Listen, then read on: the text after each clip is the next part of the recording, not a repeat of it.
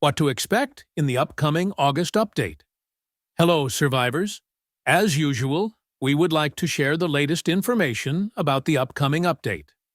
There will be a new event, Echoes of War, the return of the Steel Championship, Sea Battle, and Drone Apocalypse Brawls, as well as a new version of the Battle for Uranium event, and a new rare generator that supplies 3 energy units. By the way, the Steel Championship won't be the only sports-themed brawl of the next update. But let's look at everything that's coming in more detail first. We remind you that all the new features described in the developer blog are not final, and may be changed before they are introduced into the game, or may not make it into the game at all. Steel Championship, Sea Battle, and Drone Apocalypse are back. The familiar brawls are back with some improvements. For the Steel Championship, we have taken your comments into account and slightly upgraded the preset armored cars. It's time to get better tires.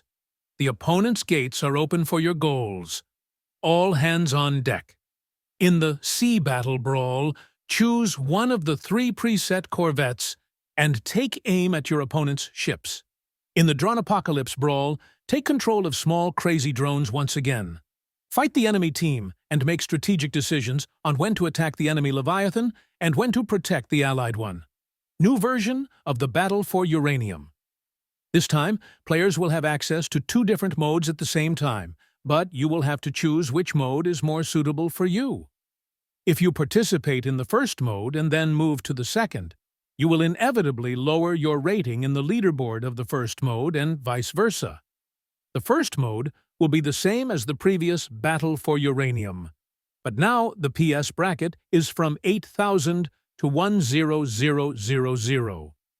In the second mode, battles will follow the rules of Clan Wars, fight until 2 victories, and the PS bracket is from 12000 to 13000. Echoes of War event, and a new sports-themed brawl, the new Echoes of War event, with a reward scale full of various useful trophies, will start in August.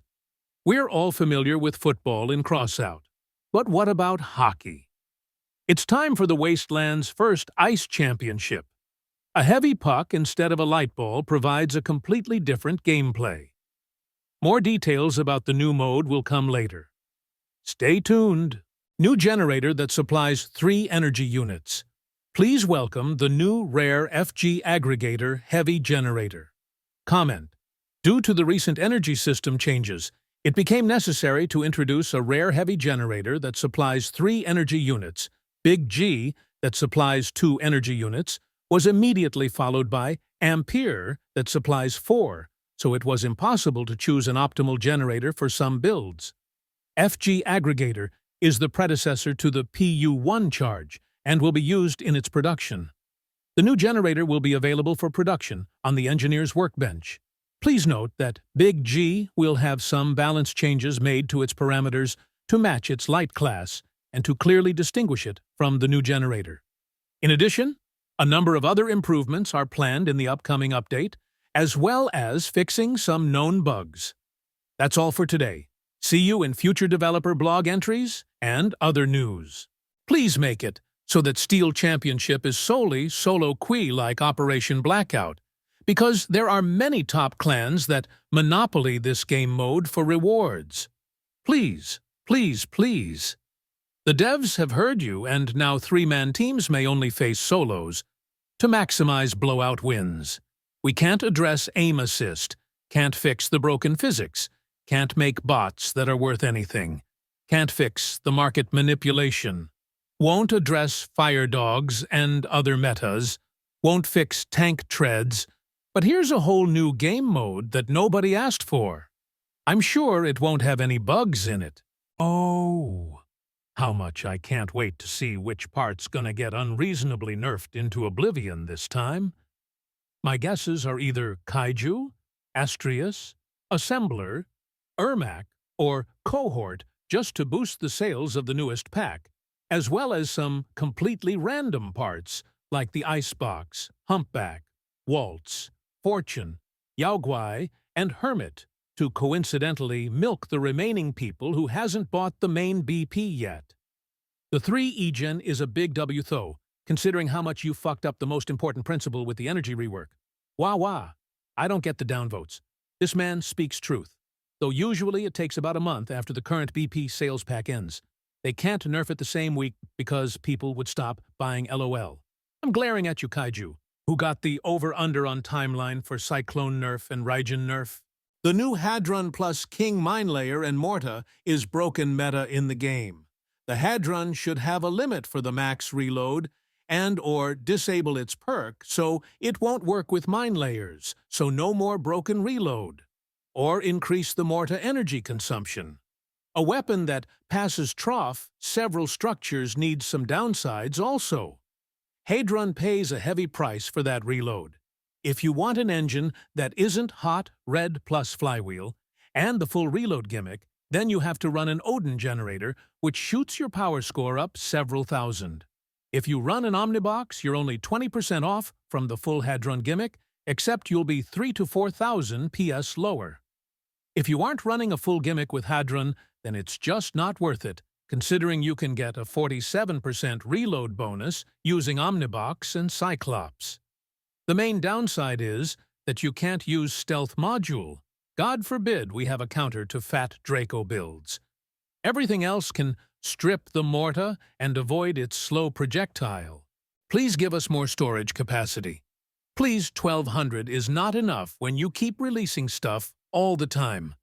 I love to look forward, but it's very hard when I have very little space left. Please provide more storage capacity, maybe 1500 to 2000. Just remove the cap. 'Cause why make a crafting game with a hard cap on storage that we need to pay extra for? Not only extra, the more you do it, the more expensive it becomes. They want, too, to open a second account and start building a new inventory. This benefits them because they get more money out of you and they can claim their player numbers are up higher than they actually are. Oh, now we have an 1. 5 E-Gen? Do we go by a single date without Targem trying to justify their dumb energy system overhaul? I don't know if this is an unpopular opinion, but I actually really like the energy rework. And this new generator will address a recurring concern. Let's say that some of the balancing changes involving energy changes could have been done by other means without altering energy. For example, they could have run back the Narwhal buff during the Frostbite Assault season instead of making a pair of Narwhals cost 13E from the original 12E, capital E indicating old energy system. Some other weapon and modules like Enlightenment and Discharger, special reload booster, are either straight-up trash, even costing no energy, or getting nerfed to the ground and becoming a worthless piece of junk. But most disgusting change is the volatility swap of generators. Heavy genes that are over twice the volume and 4 times the weight of their light counterpart. Not only does not receive a health buff when they're less than double the HP, but now they become more volatile over 0. 5E advantage. I have multiple builds downgraded the generator. The light variants because it's better to cut down the module energy cost than having a literal nuke strapped under my cabin. Odin is straight up a nuclear reactor from a nuclear submarine, but now Apollo is more explosive than Odin. Unless you're doing Leviathan CW as Leviathan, there's no incentive to pick heavy gen now, and again making things more convoluted and longer to farm. During first BFU, I already wasted approximately 600 battles without resources to get in top 50 in both brackets. During second BFU, I just went for gold and be done. I told you if you have resource rewards, outside normal scrap cap, or different resource players would farm, but you have to make it tedious. Oh well, I'll pass and just buy cheap uranium. Nothing changed for you. Just get levels in the before first unlock, and then grind the leaderboard in the second. Not really. With Clan Wars, rule set upper bracket will take twice as longer on average, and now you'll lose rating in one bracket by winning in the other one. Low LWTF, why tedious and unnecessary? It's there to stop people from farming both leaderboards at the same time, so other people have a chance at hash 1? I don't see how you don't understand this. First you cry for 5 years so that casual players have a chance at uranium. Now you want a gatekeep. Pick one. You can't have both. Bro, you just want to cap both the leaderboards so nobody else can have it. Also, do you really honestly believe that casual players are going to get a high enough score to get to the leaderboard LOL? This kind of rage cry happens whenever devs try to make uranium more obtainable for casuals. It's not like only devs want to milk player base. There are plenty of players that want to do same thing to prevent newbies from getting the stuff needed to be more competitive. What an idiotic idea! What's the point of playing this over normal CW? Top 100 will be occupied by sweats and matchmaker abusers anyway. So making people waste 2-3x more time on this is just stupid. You can bet every normal person will player the lower PS bracket instead. You can play with legendaries at 10k and 13k. That's the difference. PPL complaint that you needed relics to farm uranium and craft no relics. Well, you no longer need relics to get relics. I find the unlocked PS limit of CW a bad idea.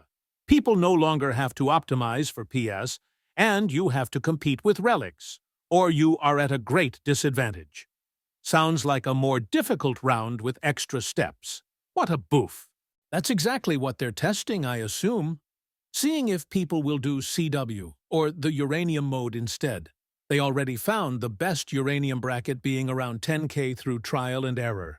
And now, if people pick CW over the 13k uranium, then it means they can run uranium at 10k more often while also keeping the CW population. They just want to have the most people playing at any time. I like the 13k mode and will be playing it myself. I sure hope that slightly upgraded the preset armored cars means we deleted last year's build choice and returned to the one tried-and-true Steel Championship build, because if there's an omnidirectional mouse steer build with debuff weapon or something with daze, then it's gonna be DOA again. I also hope you went back to the old point system, because last year you could carry the match, score 5 goals yourself, and still get almost the same amount of rank points as the guy that did nothing all game. A hockey brawls sounds great as well. Just please, no slowdown/daze/debuff crap. Please. Also, flamethrower nerf when? Interesting. So the ancient art of adding content without paywalls isn't lost to Targem Gaijin, like you could restructure the Battle Pass so that it gives permanent blueprints and parts for free, but upgraded parts for the premium one, and people would still buy it. But, apparently, the greed is too high for that. I'm pretty sure they meant you can legit craft it. No paywall required. Like a Big G or even a Spitfire shotgun per se. Yes, I know, but thanks for your feedback. What I meant is that Battle Pass blueprints could be added permanently for all players with the same update of the Battle Pass being released, or at least the blueprint isn't removed after end of season, which would kind of be worse, but also better because better sales prices. Ideally, seasons would be like HD2 war bonds in that they don't expire and you can choose which one to grind, but that won't happen. Didn't know you could craft rotors in Engineer's Workbench. Yes, including the epic rotors except Maple and Tail rotor. Only thing I expect from Targem is for them to keep effing us over. You can buy the entire Steam library for what they expect you to spend on relics and a dozen of other scams that are simultaneously embedded in just this one title. They wear their games like Ophiocordyceps, Unilateralis wears ants.